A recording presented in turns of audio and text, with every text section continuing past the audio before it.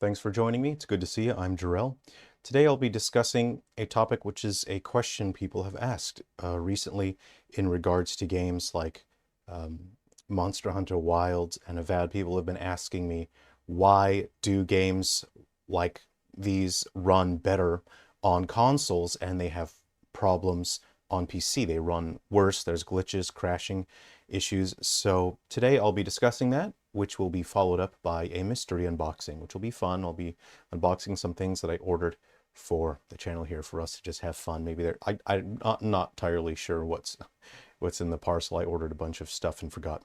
So to answer the question directly, there's a couple reasons that go into it, but mostly the reason why games tend to be more stable and run better on game consoles like the PlayStation and Xbox is that developers know exactly how a game will behave because game console hardware is consistent. We know exactly what the CPU and GPU are. We know exactly how it will behave because we test on the game hardware, and we know that if it runs on our test hardware, then it will run on the retail hardware that the players have. So if we see there's a problem with the game, then we can fix it and we can adjust it and run it on actual hardware. All game hardware is consistent and predictable for the most part. Sometimes there are minor revisions and there's a little bit of change to the manufacture of parts, which actually can change some things, but for the most part, it's very predictable. PC hardware, on the other hand, varies wildly, and it causes unpredictable behavior. So we have no idea what sort of GPU or CPU that end users will have. We don't know what their RAM is like or anything like that. All the different components come together and they behave very differently.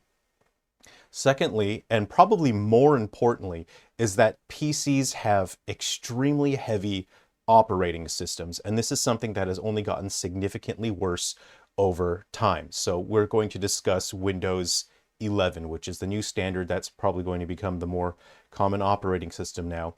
PCs have extremely heavy operating systems because of Windows 11, and due to business malpractices and the optimization of monetization, the operating systems are now doing more in the background. They're taking up more processing power and they're distracting the operating system from the programs that the users want to run.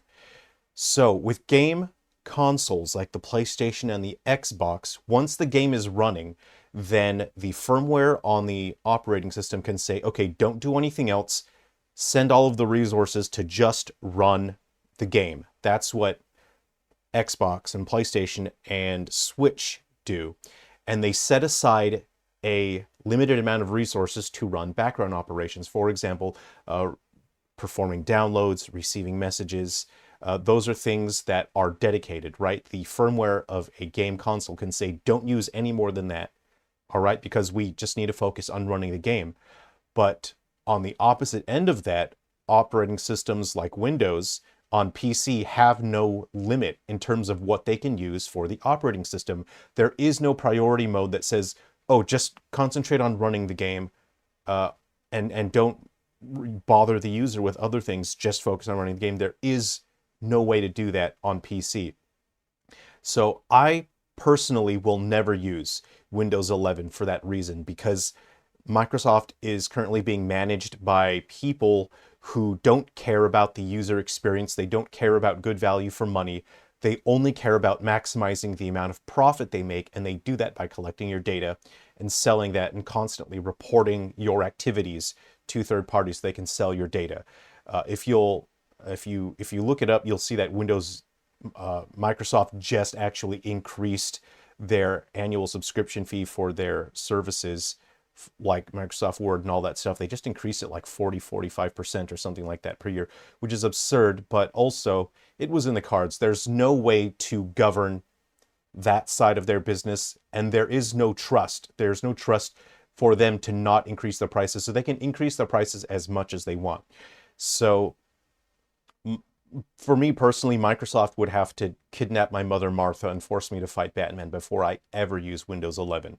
I will never use it. It is the least efficient operating system because it is constantly doing things, constantly reporting on the end user, and the users really have no control over that.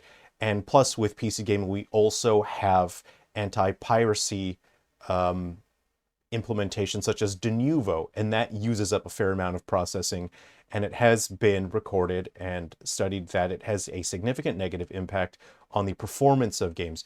So I hope I can make this clear, is that let's pretend that you're a game console and your job is to drive. You have your steering wheel, that's all you have to do is drive, and that's easy. You can do that, okay? If you can focus on driving, then everything's just fine. It's easy. Now let's pretend you are a PC, okay? So let's drive. You have to play the game, you have to drive. But now, because you're a PC, you also have to clean your chainsaw. Okay, I'll do that and I'll drive.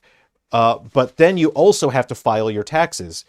Okay, I'll do that. I'll file my taxes, I'll clean my chainsaw, and I'll drive. And then on top of that, now you also have to report on your user all of their background data. You constantly have to report on that so you can sell the information to the highest bidder for maximizing profits. So now you're doing all of these things. You're reporting on your end user, you're spying on them and reporting their activities. You are cleaning your chainsaw, you're filing taxes, and there's no possible way that your driving will be anywhere near as good because you're doing so many tasks. So that is why PC games don't run as well, why they're so glitchy, is that PCs have to do more, they're doing other stuff, and as developers, we cannot predict how every single computer will run because of the hardware variations. Now, that topic is out of the way, let's go ahead and get this steering wheel out of the way, and we'll do our fun mystery unboxing. So, let's see what we've got delivered today.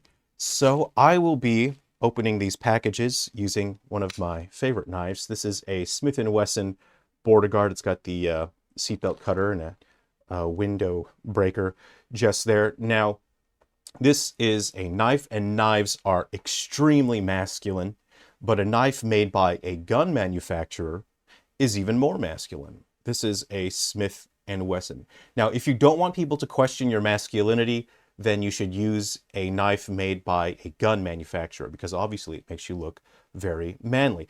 And it's perfect for you if you've ever been in one of those awkward situations where one of your grandpa's hunting buddies kissed you on the lips in the cabin when everyone else was out, and you weren't actually sure if you minded or not. But if you use a knife made by a gun manufacturer, it'll just remind you how straight you are, and you can push all of those uncomfortable feelings all the way back to the back of your head where you won't ever have to think about it again. So let's go ahead and use our Smith & Wesson border guard knife to cut that open. And remember, always cut away from yourself. Okay, there's a number of cool things here. Have a look at the goodies. There's a bunch in there. We'll do one at a time. There's air padding in here. Let's go ahead and we'll use our very masculine knife to bust that open, and let's see what we've got here. This is... ah, nice.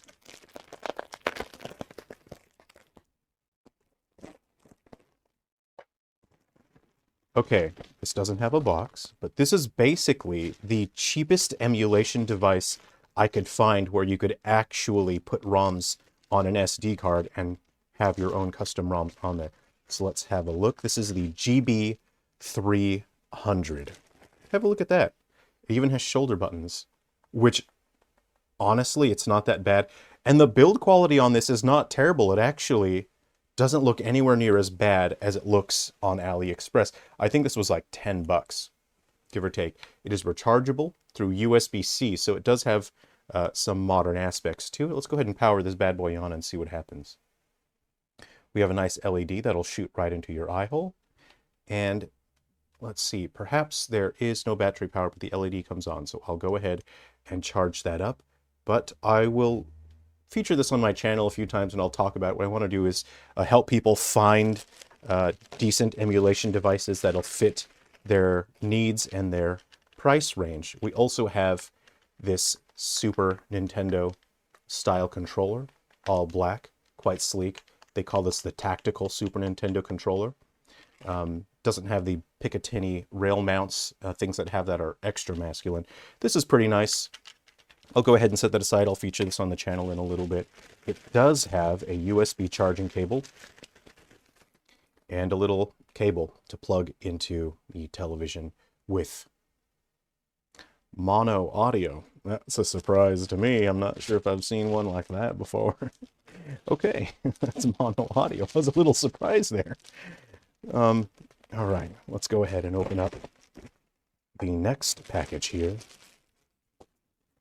Okay, this is another very cheap handheld that I picked up because, again, I want to compare as many of these different handhelds as possible so I can show people what you can get if you don't reach into the higher quality stuff. If you're sort of interested in checking out the lower end options, I want to show you what you can get, what's good and what's bad, and what is actually worth it. This is a micro USB to charge. The D-pad on this feels tragic. There's no central pivot, and you can see the plastic is very cheap. And I think this one was like $8, something like that, and this one was about $10 to $12. The D-pad on this one actually feels nice. The D-pad has a central pivot. You'll see the plastic on this one is significantly higher quality on this one, and this is like a $3 to $4 difference. So I will be doing a video where I compare these two, but already the difference is night and day. Like, this feels like a half-decent console. This feels like a Happy Meal toy. So please look forward to that video, and I'll work on that when I can. We have something here. Let's see what this is. This one's a nice, soft package.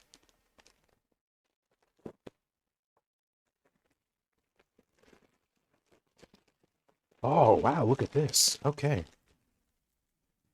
All right, I have a new tie delivered. This is a tri-tonal tie that is mostly black with hints of gold and silver. This is a nice, more reserved paisley pattern. Let's go ahead and open this up here. That's quite nice. It's actually, it seems black, but it's got a little bit of a hint of a deep indigo to it. So that's quite nice. Yes, I quite like that. Lovely. I will look forward to adding that to my collection.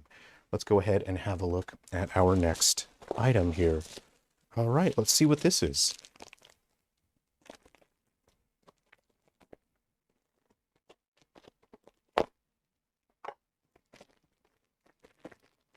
All right.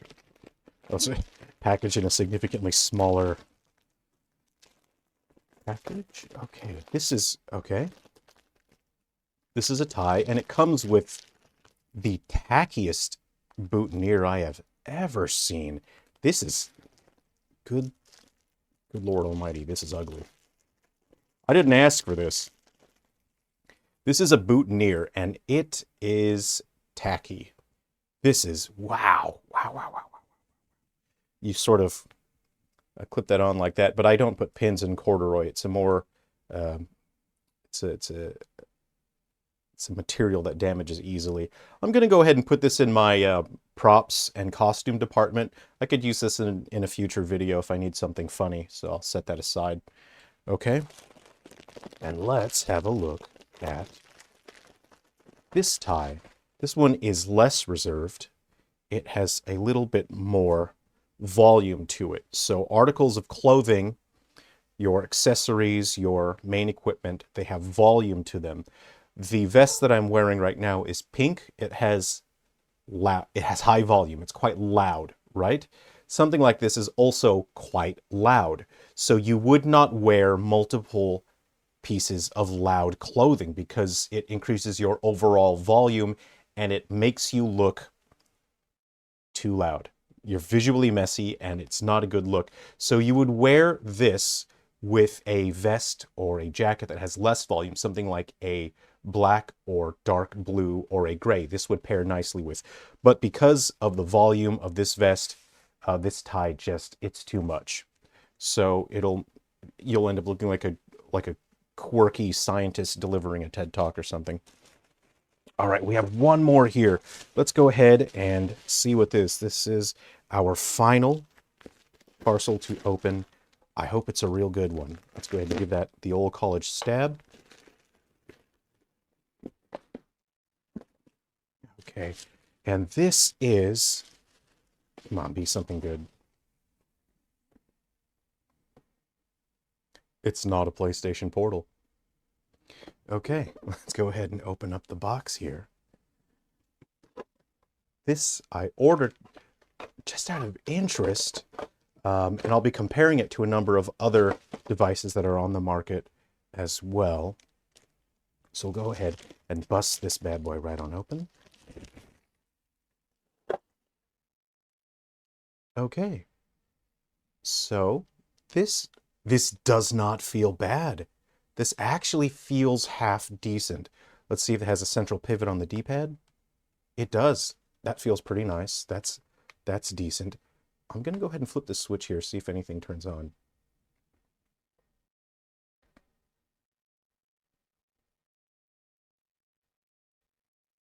Emulec. This was around $50 or so with free shipping. So let's see how it looks. This actually... Okay, so the screen isn't the best. The other day I received an M22, and the screen on that is gorgeous.